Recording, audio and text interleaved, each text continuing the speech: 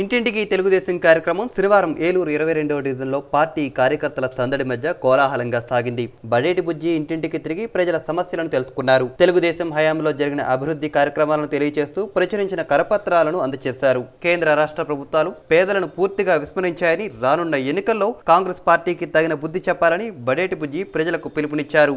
ఎమ్మెల్యేగా తనను గెలిపిస్తే ఇళ్ల స్థలాలు, రేషన్ కార్డులను త్వరితగతిన మంజూరు చేస్తానని హామీ ఇచ్చారు.